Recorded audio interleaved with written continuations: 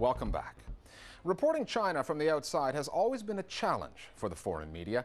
Reporting China from the inside has traditionally been even more difficult. However, with the Beijing Olympics coming up next year and all the attention that comes with that, the Chinese government has loosened its reporting restrictions. The Listening Post's Meenakshi Ravi now on how real those reforms are and on whether the Western media's reporting on China is telling us the real story.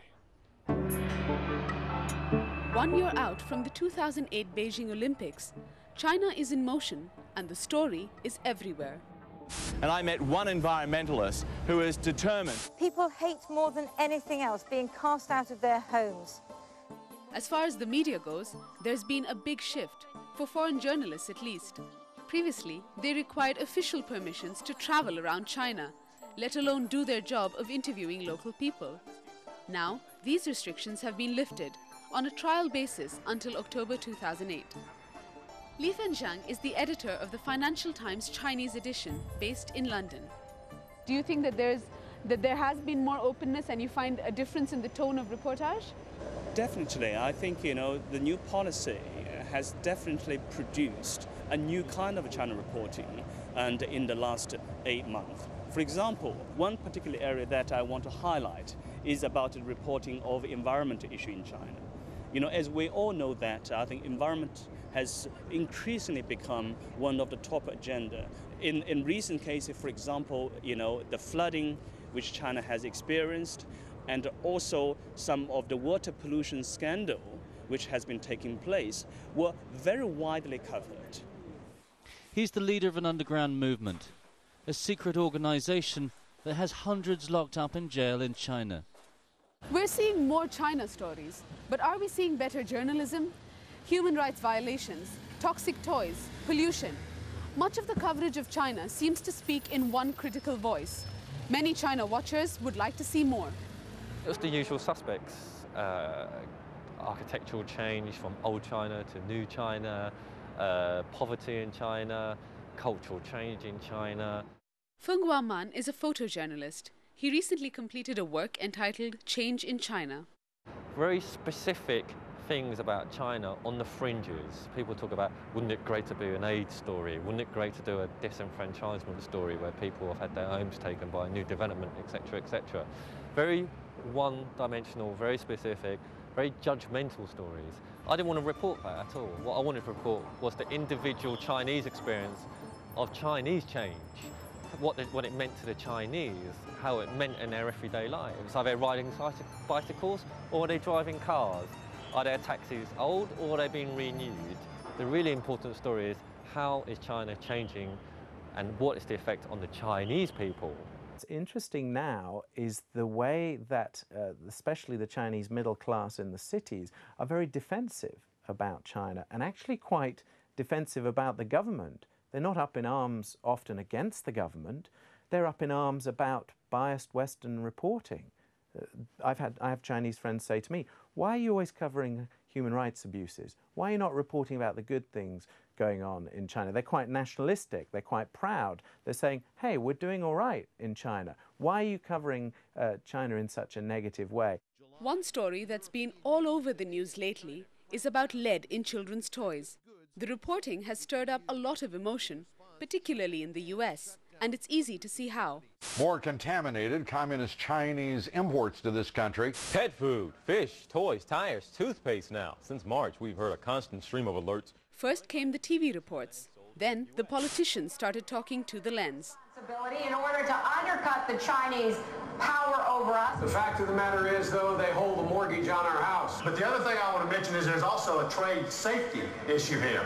I do not want to eat bad food from China or have my children having toys that are going to get them sick. So let's be tougher on China. A few days later, China hit back, saying that the US has only itself to blame and that its stance shows a protectionist agenda. The toy story actually is the embodiment of a lot of the complexities or complex issues, contradictions, tensions between China and the West. It was seen as a Chinese toy company No, it wasn't a Japanese laptop maker, Sony, that had their product recall, and it wasn't an American company because it was Apple. So they just averaged it out to say that the Chinese problem was somehow sort of more distinct and more national than it actually is. But China produces a huge amount of goods. It has a huge amount of factories churning out goods that are accepted across the world. So it's just a natural course of a story that should be company-specific, not country-specific. While the Western media struggles to do anything other than be critical of China, the local media has a different set of problems. How to criticize the Chinese government at all? There's definitely a two-tier system in place in China. There are more freedoms for foreign reporters. That doesn't necessarily mean that it's freer for Chinese reporters. I think there are more freedoms for Chinese reporters in politically non-sensitive stories. The government has allowed Chinese reporters to report on things like the environment. Well, sooner or later, you start reporting about the environment or why it's not getting better, or you start writing about Chinese factories and why there are still labour rights abuses, it all comes up against the brick wall of the one-party state. Why can't these things be resolved? Why can't things improve? Because there's a one-party state. So I think there is a sort of collision coming. On the one hand, it has allowed Western journalists a lot more freedom than ever before to roaming about the country, to cover the issue that they wish to cover, to visiting the people they wish to visit, sometimes on quite sensitive issues. On the other hand, they actually notice that, they seem to tighten up the control and the regulations of domestic media, especially in recent weeks. It may seem to be very ironical, very confused, but this is China. This is the way China has been developing.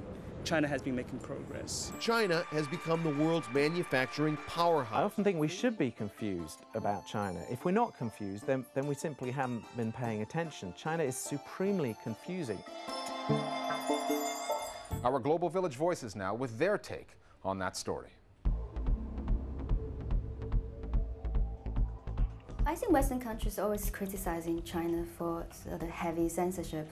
It depends on what you see censorship is. I personally don't agree that.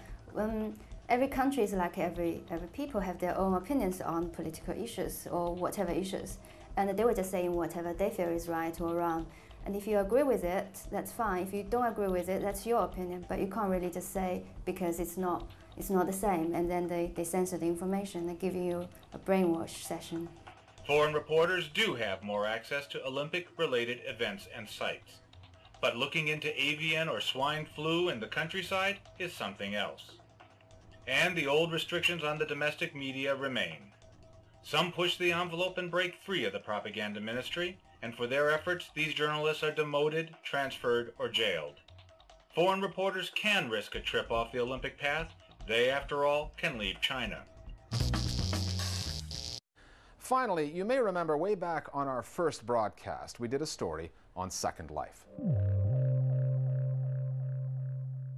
That's the virtual world, the parallel universe inhabited by 3 million members, as well as businesses, news organizations like Reuters, and now even political parties who use it for networking.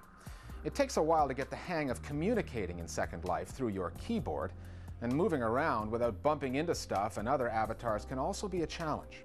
Second Life has now taken on a life of its own in the real world, and this amusing viral offering is our Internet Video of the Week. We'll see you next time at The Listening Post.